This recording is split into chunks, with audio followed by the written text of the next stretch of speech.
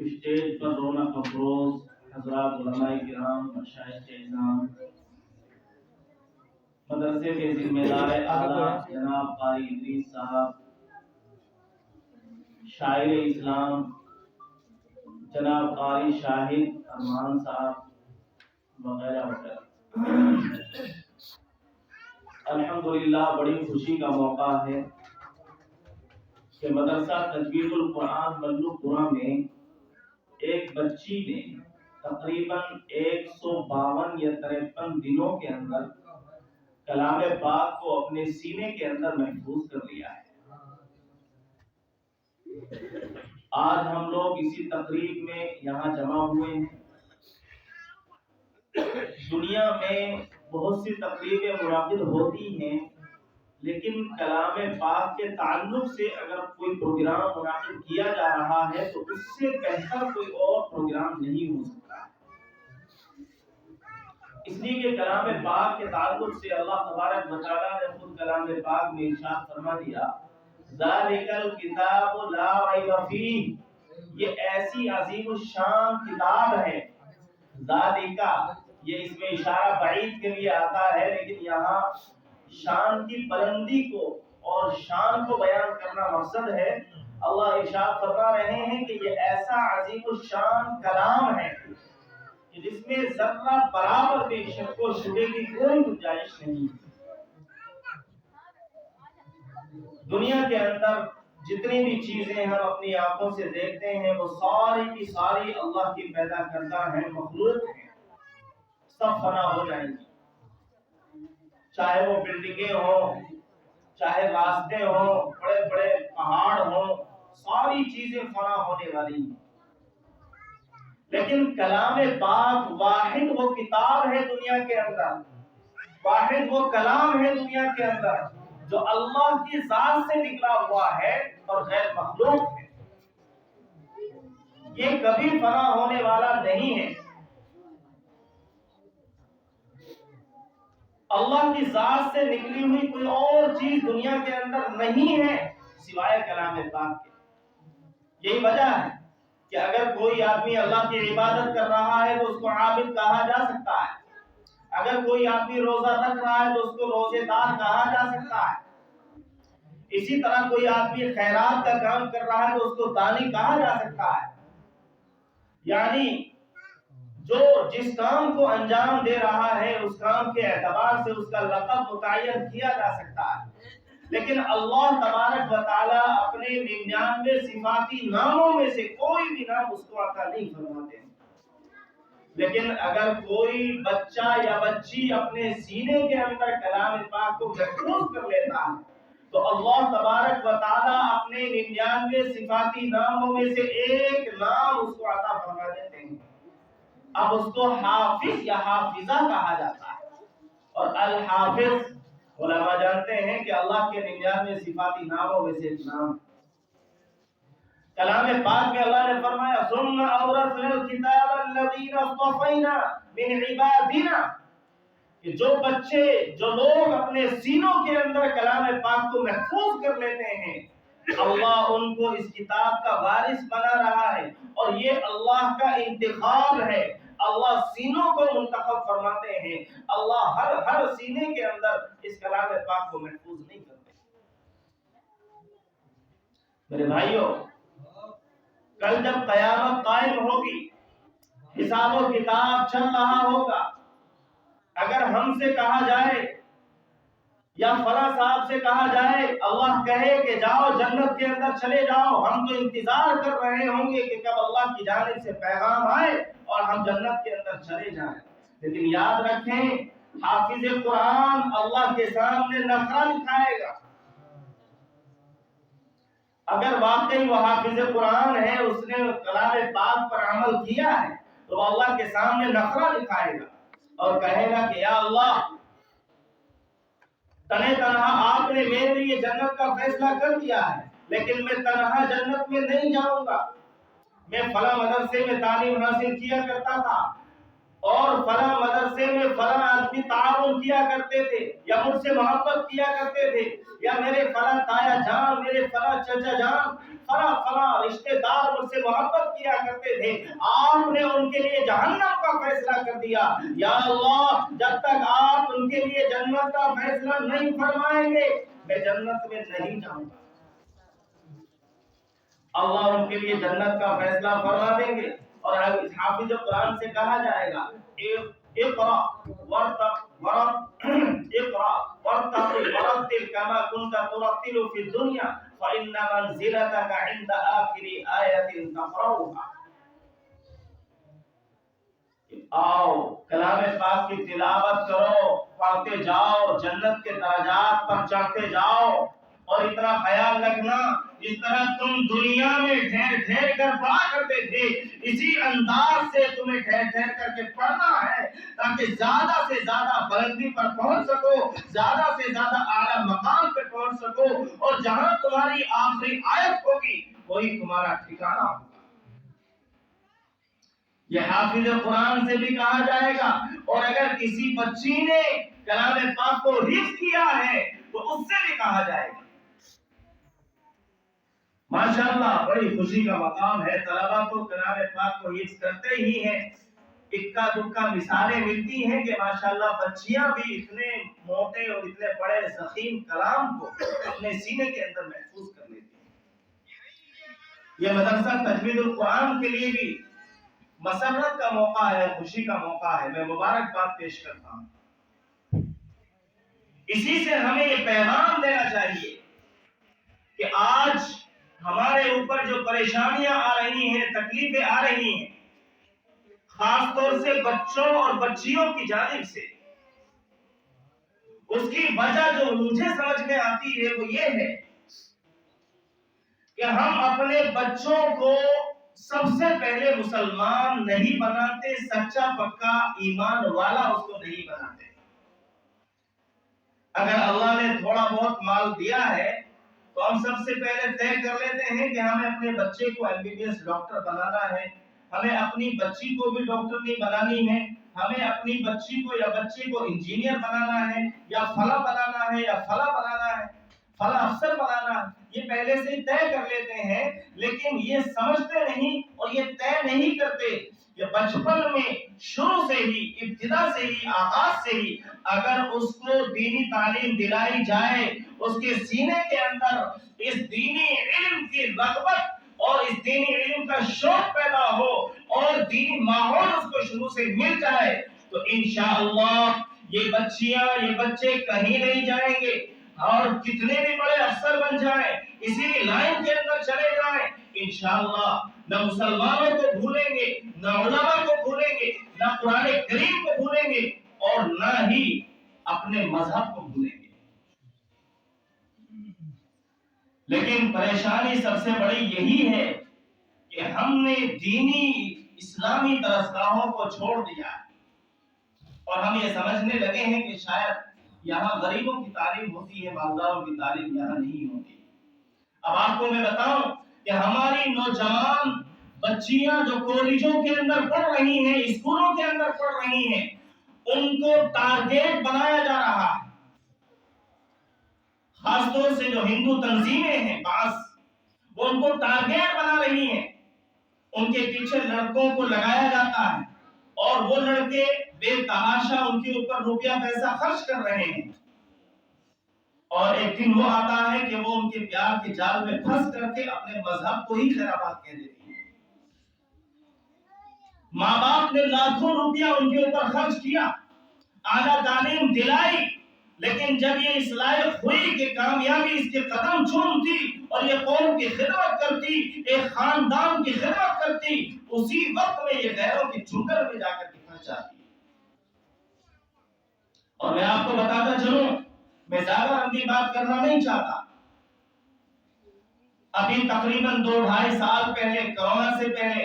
حضرت مولانا نور الحسن ناشی صاحب کاندھلوی دعوت برکاتہم العالیہ نے مخصوص علماء کی شہر میں ایک میٹنگ بلائی۔ اس میٹنگ کے اندر حضرت والا نے یہ ارشاد فرمایا کہ تقریباً 2000 بچیاں نوجوان مسلم ایسی ہیں جو اپنا مذہب چھوڑ چکی ہیں، دھرم پریورتن کر چکی ہیں، غیروں کا مذہب اپنا چکی ہیں۔ یہ اس وقت کا آنکڑا تھا، لیکن اس کے بعد سے لوگوں نے اس پر ریسرچ اور غور و فکر کرنا شروع کیا تو پتہ چلا کہ یہ تعداد 20,000 تک پہنچ رہی ہے۔ چاہے ساؤتھ کا علاقہ ہو، چاہے ہمارا مغربی اتر پردیش کا علاقہ ہو، چاہے مشرقی اتر پردیش کا علاقہ ہو، پورے ہندوستان کا اگر جائزہ لیا جائے تو ہماری وہ مسلم بہنیں جو اعلیٰ تعلیم حاصل کر رہی ہیں، یونیورسٹیز کے اندر، کالجوں کے اندر پڑھ رہی ہیں، ان کے پیچھے غیر مسلم لڑکے لگ جاتے ہیں، وہ ان کے چنگل میں پھنس جاتی ہیں اور وہ ان کے ساتھ کچھ دن رہ کر کے ان کی زندگیاں برباد کر دیتے ہیں، ان کو نہ گھر کا چھوڑتے ہیں نہ باہر کا چھوڑتے ہیں۔ میرے بھائیوں، میری بہنوں، یہ پریشانیاں کیوں آ رہی ہیں؟ اس لیے کہ ہم اپنی بچوں کی تربیت کی طرف توجہ نہیں دے رہے ہیں، اپنی بچیوں کی تربیت کی طرف توجہ نہیں دے رہے ہیں۔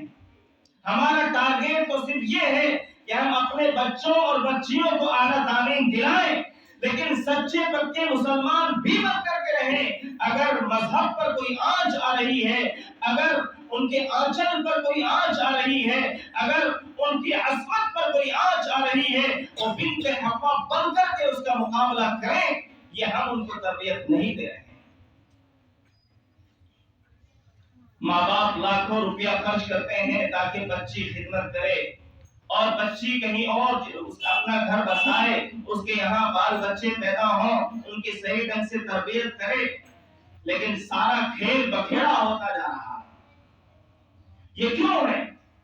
یہ اس لیے ہے کہ ہم اپنے بچوں اور بچیوں کو دینی تعلیم سے ناآشنا کر رہے ہیں، ہم اپنے بچوں اور بچیوں کو دینی تعلیم نہیں دلا رہے ہیں۔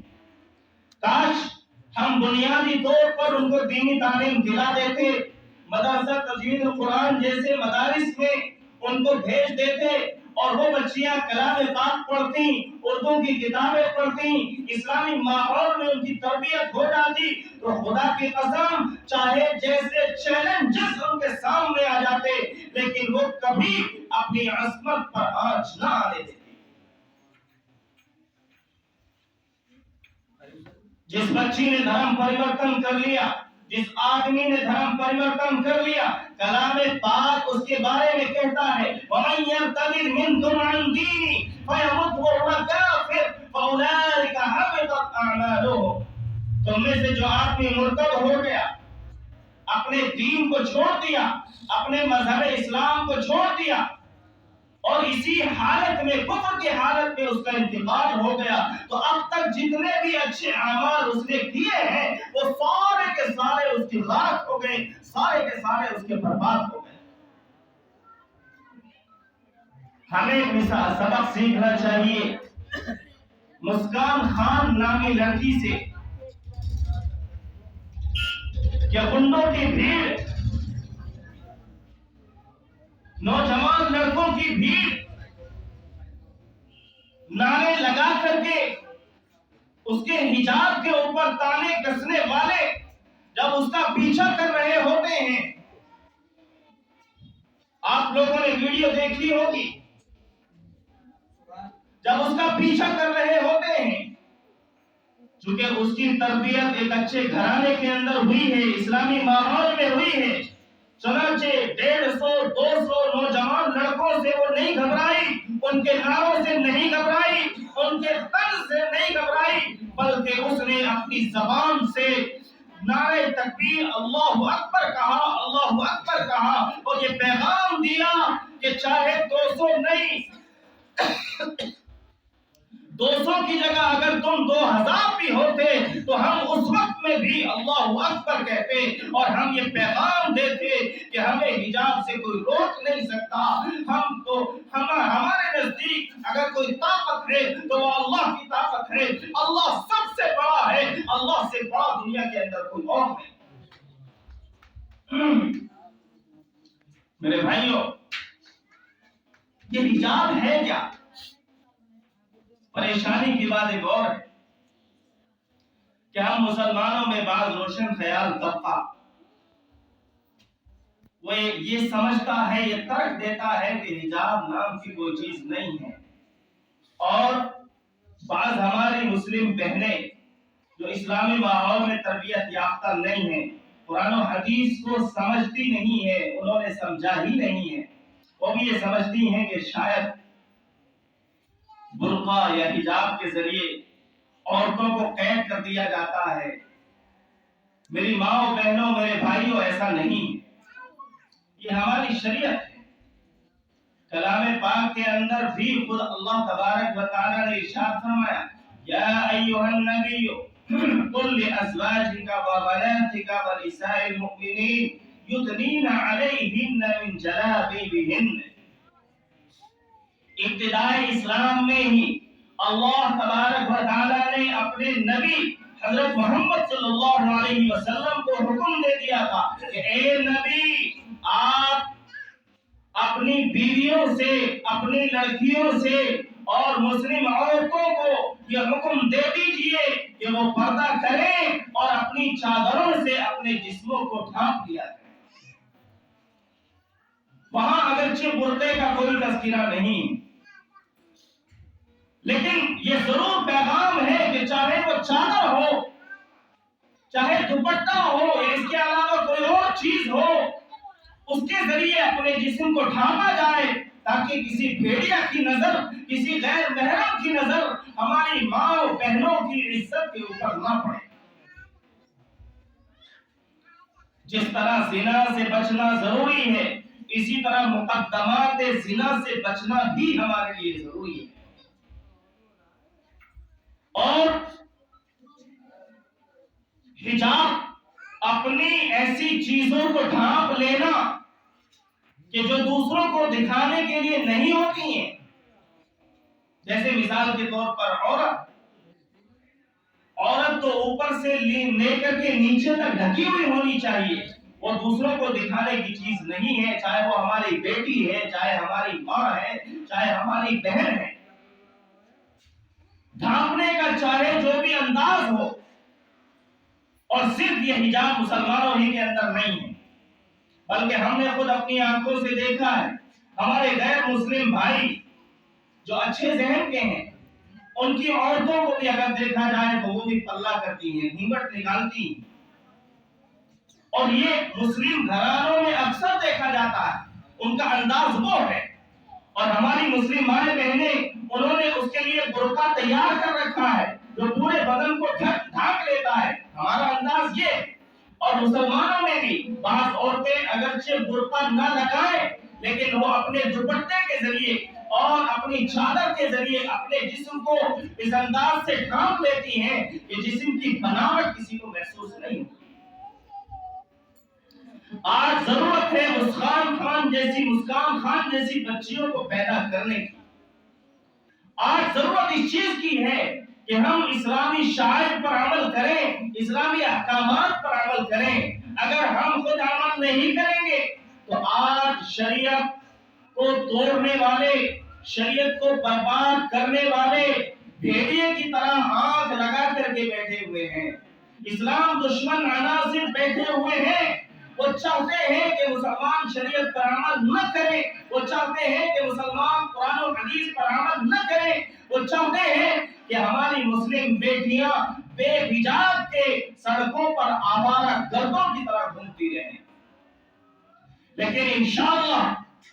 آج بھی ہماری رگوں کے اندر ہمارے اسلاف، ہمارے صحابہ کرام، ہمارے اسلاف، ہمارے بزرگوں کا خون توڑ رہا ہے۔ ہماری ماں و بہنوں میں اماں عائشہ، اماں زینب اور بنت حضرت اماں حوا کا خون توڑ رہا ہے۔ اگر کوئی ہماری شریعت میں مداخلت کرنے کی کوشش کرے گا تو انشاءاللہ امید قوی ہے اللہ کی ذات سے کہ ہمارا ہر ایک نوجوان، ہماری ہر ایک نوجوان بہن انشاءاللہ، ہماری ہر ایک ماں، ہماری ہر ایک بیٹی اس کا مسلمان خان کی طرح جواب دے گی اور اللہ اکبر کہہ کر کے یہ پیغام دے گی کہ اللہ سب سے بڑا ہے، ہم تمہاری دھمکیوں سے ڈرنے والے نہیں ہیں، ہم تمہاری جھجکیوں سے ڈرنے والے نہیں ہیں۔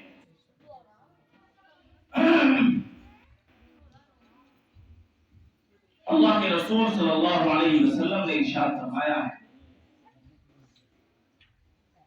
کہ جن عورتوں کے اندر 4 چیزیں ہوں گی ان عورتوں کے لیے جنت واجب ہو جاتی ہے۔ من صلت خمسہا وأدت زکاتہا وصامت شہرہا وأطاعت بعلہا دخلت الجنہ، کہ جو عورت 5 وقت نماز پڑھتی ہو، اگر اس کے اوپر زکات ہے تو زکات ادا کرتی ہو، رمضان المبارک کا مہینہ آ جائے تو پورے روزے رکھتی ہو، اور چوتھی چیز ہے کہ اپنے شوہر کی اطاعت کرتی ہو۔ اللہ کے رسول ارشاد فرماتے ہیں کہ ایسی عورت جنت کے اندر داخل ہو جائے گی۔ ہماری مائیں بہنیں یہاں پر تشریف فرما، میں ان سے گزارش کروں گا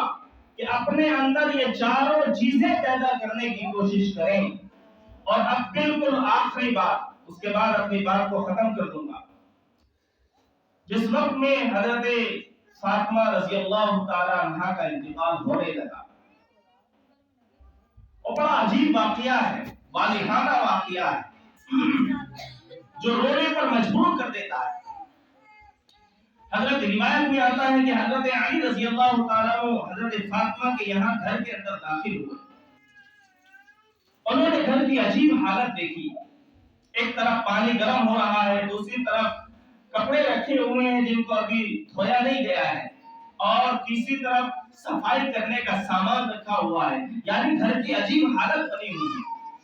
حضرت علی کرم اللہ وجہہ نے حضرت فاطمہ سے معلوم کیا، اے فاطمہ، آج سے پہلے میں نے گھر کی ایسی حالت نہیں دیکھی، آج کیا معاملہ ہے؟ تو حضرت فاطمہ رضی اللہ تعالیٰ عنہ جواب دیتی ہیں، اور میں بتاتا چلوں کہ یہ وہی حضرت فاطمہ کہ جن سے اللہ کے رسول بے پناہ محبت کیا کرتے تھے، اور اللہ کے رسول نے ارشاد فرمایا تھا کہ فاطمہ میرے جگر کا ٹکڑا ہے، جس نے فاطمہ کو تکلیف پہنچائی گویا اس نے مجھے تکلیف پہنچائی۔ وفاطمہ تو سیدۃ نساء اہل الجنہ، فاطمہ جنتی عورتوں کی سردار ہے۔ اور اللہ کے رسول کا فرمان اور اللہ کے رسول کا عمل یہ تھا کہ جب اللہ کے رسول کہیں سفر میں تشریف لے جاتے تو سب سے آخری ملاقات حضرت فاطمہ رضی اللہ تعالیٰ عنہا سے کیا کرتے، اور جب سفر سے واپس آتے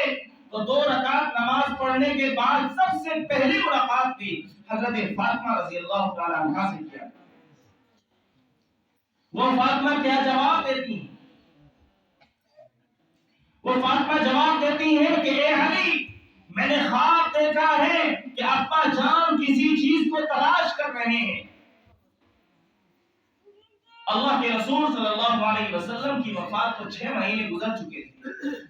حضرت فاطمہ جواب دیتی ہیں کہ میں نے خواب دیکھا ہے کہ ابا جان کسی چیز کو تلاش کر رہے ہیں۔ جب میں ابا جان سے ملی تو ابا جان نے مجھ سے کہا، اے میری بیٹی فاطمہ، میں تو تجھے ہی تلاش کر رہا تھا۔ اس خواب کا خلاصہ یہ ہے کہ اب میری وفات ہونے والی ہے، اے علی میں تمہیں چھوڑ کر جانے والی ہوں، لہذا میں نے چاہا کہ میں اپنے آخری وقت میں اپنے گھر کی صفائی کرتی جاؤں، میں حسن اور حسین کو نہلا کر کے جاؤں، ان کے بغیر دھلے کپڑے دھل کر کے جاؤں، میں اچھی طرح گھر کو مینج کر کے جاؤں۔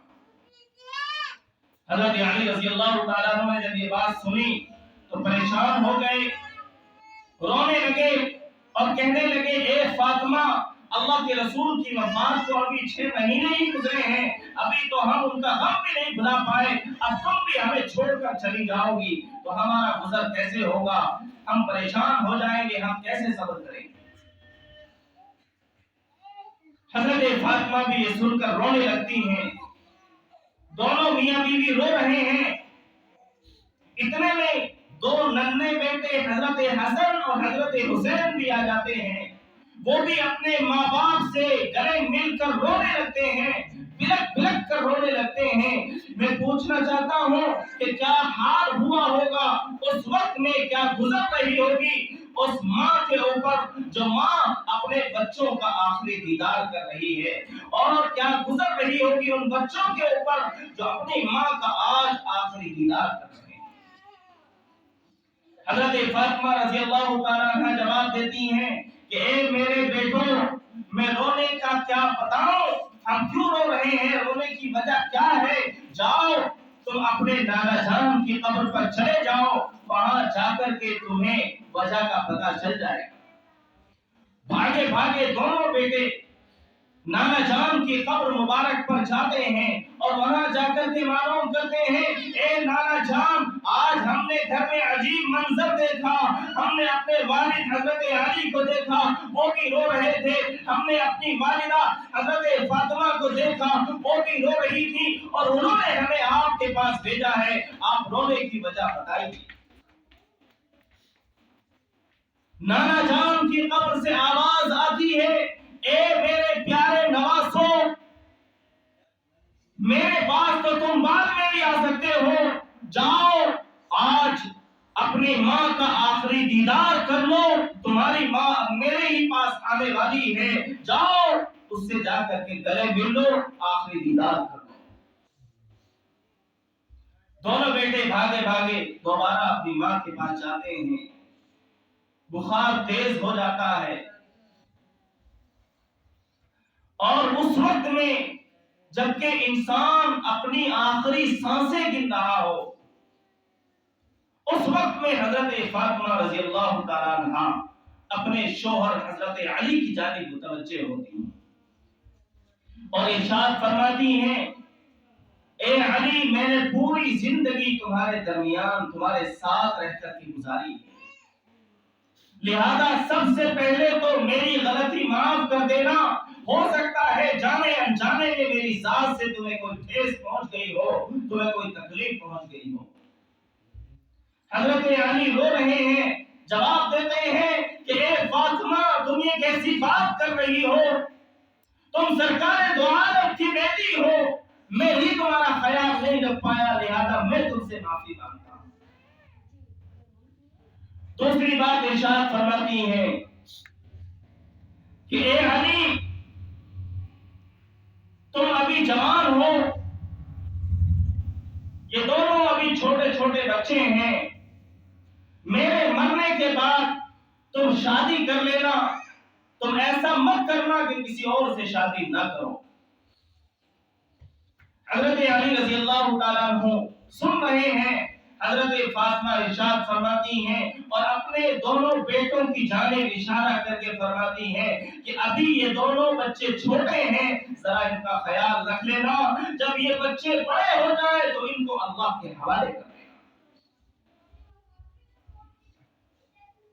تیسری بات جو سب سے اہم بات ہے اور مقصد بھی اسی بات کو بیان کرنا ہے، ارشاد فرماتی ہیں، اے علی، اب میں تمہیں چھوڑ کر جانے والی ہوں، میرے جنازے میں کسی غیر محرم کو مت بلانا، میرے جنازے میں کسی غیر محرم کو مت بلانا۔ حضرت علی ارشاد فرماتے ہیں، اے فاطمہ، یہ تم کیسی باتیں کر رہی ہو، میں تمہارے جنازے میں انصار کو بلاؤں گا، میں تمہارے جنازے میں مہاجرین کو بلاؤں گا، اور تم نبی کی سب سے لاڈلی اور پیاری بیٹی ہو، تمہارے جنازے میں تو بہت سارے لوگ آئیں گے۔ ارشاد فرماتی ہیں، اے علی، تم نہیں جانتے، میرے ابا جان نے مجھے ایک نصیحت کی تھی کہ میری بیٹی فاطمہ، تم زندگی اس طریقے سے گزار دینا کہ تمہارے بدن پر کسی غیر محرم کی نظر نہ پڑے، پردے میں رہ کر کے زندگی گزارنا۔ چنانچہ میں نے پوری زندگی پردے میں رہ کر کے گزاری ہے، یہاں تک کہ کسی غیر محرم نے میرے جسم کے کسی بھی حصے کو نہیں دیکھا، یہاں تک کہ 14ویں رات کے چاند نے بھی میرے جسم کے کسی حصے کو نہیں دیکھا، لہذا اب میں آخری وقت میں چاہتی ہوں کہ میرے جنازے کے اوپر بھی کسی غیر محرم کی نظر نہ پڑے۔ میں نے پوری زندگی پردے میں رہ کر کے گزاری. میں چاہتی ہوں کہ جب میں دنیا سے جا رہی ہوں مرنے کے بعد بھی اپنے ابا جان کی اس نصیحت پر عمل پیرا رہوں اور میرے جنازے کے اوپر بھی کسی غیر محرم کی نظر نہ پڑے. تو میرے بھائیوں، میری ماں اور بہنوں، میری گزارش ہے آپ سے کہ آج حجاب کے اوپر جو باتیں اٹھ رہی ہیں پورے ہندوستان میں نہیں بلکہ پوری دنیا میں، ہندوستان میں تو اس پر سیاست چل رہی ہے، پوری دنیا کے مسلمان پریشان ہیں. خامی تھوڑی سی ہماری بھی ہے کہ ہم نے حجاب کو بہت ہلکے میں لیا، ہم نے اس پر عمل نہیں کیا. تو میں امید کرتا ہوں کہ انشاءاللہ آج سے ہماری مائیں بہنیں عزم مصمم کرے گی، ارادہ کرے گی کہ انشاءاللہ ہم اپنی بچیوں کو دینی تعلیم بھی دلائیں گے اور انشاءاللہ اپنی بچیوں کو پردے کا پابند بھی بنائیں گے. اللہ تبارک و تعالی ہم سب کو عمل کرنے کی توفیق نصیب